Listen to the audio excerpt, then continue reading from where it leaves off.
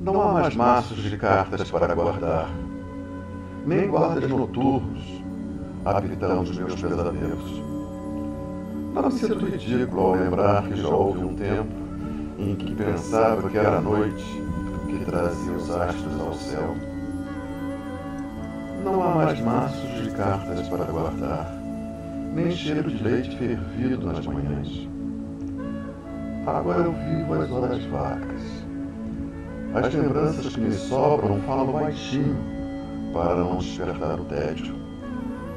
Não há mais maços de cartas para guardar, nem ave-marias entoadas pelos rádios em uníssono.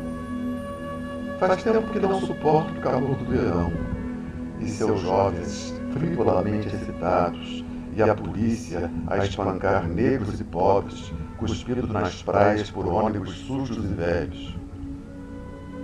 Não há mais maços de cartas para guardar, porque não há mais doces na compoteira sobre a mesa, porque não há mais compoteira sobre a mesa, nem há mais mesa em minha casa, nem há mais casa em minha casa.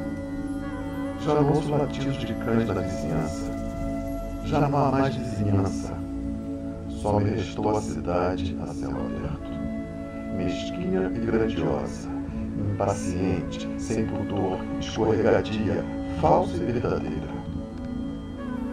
Já não tenho tempo para anoitecer em paz.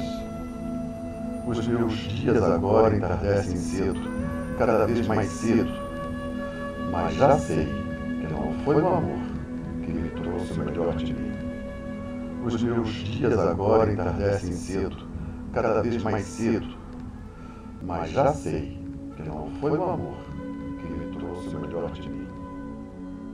Os meus dias agora entardecem cedo, cada vez mais cedo.